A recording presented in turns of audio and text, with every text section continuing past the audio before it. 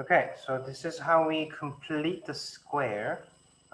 First step, we check if this is written in standard form, and it is written in standard form, and that's equal to 0. And when it's equal to 0, we can find x value that will make the y value 0. Or also known as solving for x, or finding the roots, or finding the zeros. That's all. They all mean the same thing.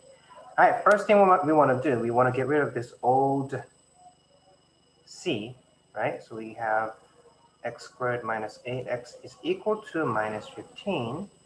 We want to get rid of this 15 because we want the new c. We want the new c, and the secret code to find the new c is b over 2 squared, right? So our b in this case is negative 8, and this is equal to 16. So we want to add 16, but not just on one side, we gotta add 16 on both sides. Okay, now watch this carefully. This b over 2 part, if you just calculate that part, it'll give you minus 4. You can just use that minus 4 and then put it in this form, right? If you do x minus 4 squared, that is equal to this, x squared minus 8x plus 16. Okay, but we actually want this is equal to that, and we also want to calculate this part. Minus 15 plus 16 is 1, right? And then the next step would be taking the square root on both sides. So x minus 4 is plus minus square root of 1, which is just plus minus 1. Now we solve for x. X is equal to, we want to add 4 on both sides. Say 4 plus minus 1. This means x is equal to 4 plus 1, or x is equal to 4 minus 1. Okay, so this x is 5, this x is 3, so my x 5 over 3.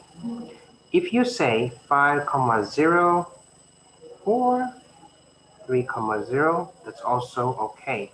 When you graph this equation, y is equal to that equation, these points 5 comma 0 and 3 comma 0 should be your zeros. 5 comma 0 and 3 comma 0, and because we know this is the a is positive, we know it goes up like that. Okay, also let me tell you one more. Let's do number 13. It says 5n squared minus 20n plus 6 is equal to 0. Here you want to have you want to have 1 in a, so you want to make the whole thing to a is equal to 1. So how we can do that? We can divide each term by 5. So we're going to have n squared minus 4n plus 6 over 5 is equal to 0, because 0 divided by 5 is also 0. Now we want to get rid of the old c this way, right? And we want the new c. So we want to do b over 2 squared, and our b in this case is negative 4, and that is negative 2 squared, which is 4. So we want to add 4 on both sides. And remember, b over 2 is minus 2, so that's what we want in the complete square. This is equal to, let's calculate this. So minus 6 over 5 plus 20 over 5, which is 14 over 5. Okay, now here we're going to take the square root on both sides. Okay, and this is x minus 2 is equal to plus minus 14 over 5.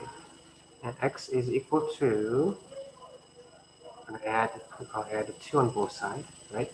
So 2 plus minus 14 over 5. So my final answer, x is 2 plus root 14 over 5, or 2 minus root 14 over 5.